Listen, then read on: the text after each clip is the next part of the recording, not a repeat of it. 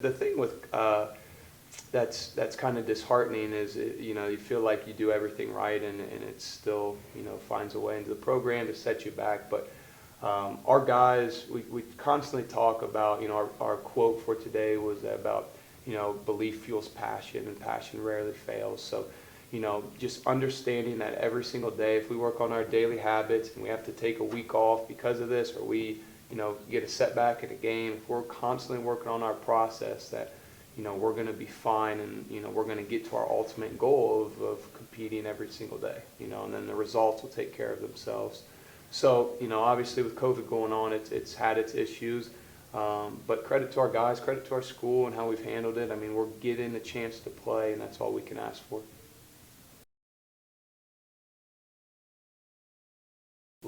We're trying to figure out lineups and who plays well together.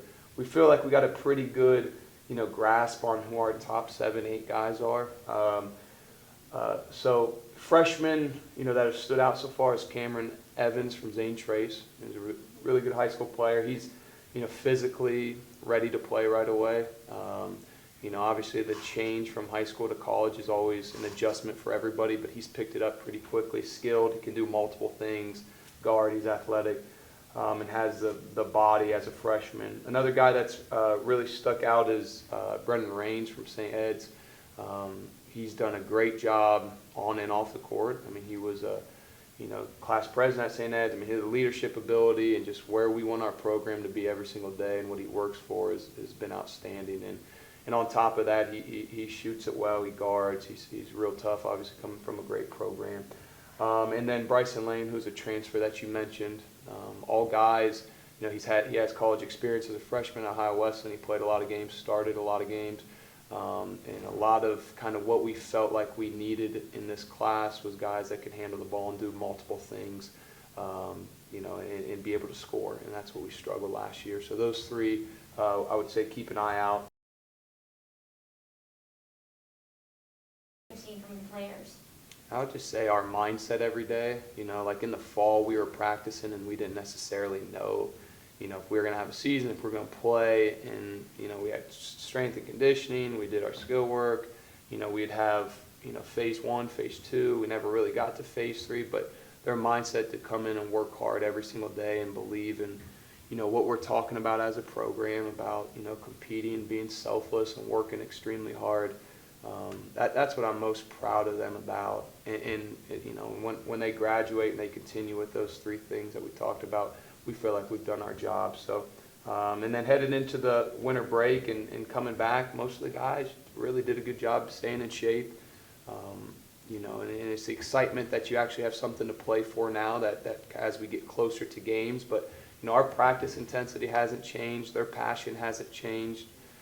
They've come every day ready to work, whether or not we're playing, and that makes me extremely proud as a coach. Sure, yeah. That's one thing that's going to be interesting because you're playing the same team.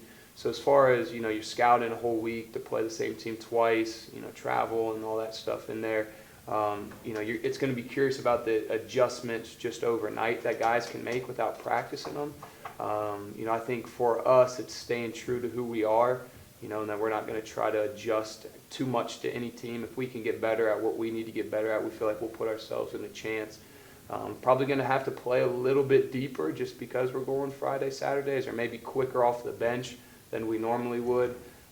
So we'll see. I think that's going to be a big challenge for all the teams, and then obviously who's healthy enough to play and what lineups you're in. So this could be a year where you see, we played a lot of lineups last year trying to figure it out. I think this could be a year where you see lineups just because your hands are tied or you don't, have all your players healthy. So as far as the preparation, it'll be similar. You just game prepping for the week and then, see how the first game goes and obviously make adjustments as needed.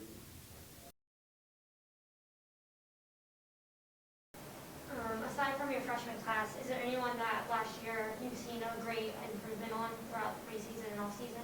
Sure. Yeah. Well, I'll tell you this.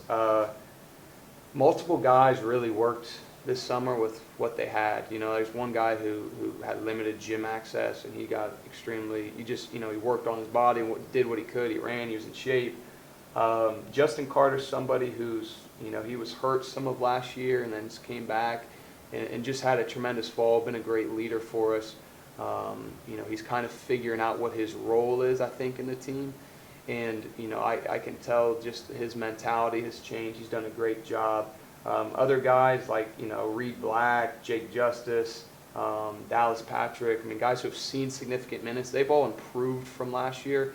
I don't think any of them took a step forward or stayed the same. Dallas has a lot of, he's freshman of the year, which we're proud of, but he's got a lot that he can work on, and I think he put in the time. And same with those other guys. They do some things well and some things not so well, and I think this summer and this spring, we're able to analyze as a coaching staff and with each player about what we need to improve on. And they took it to heart, and I would say the majority of the guys came back much, much better than, where we left off in the spring.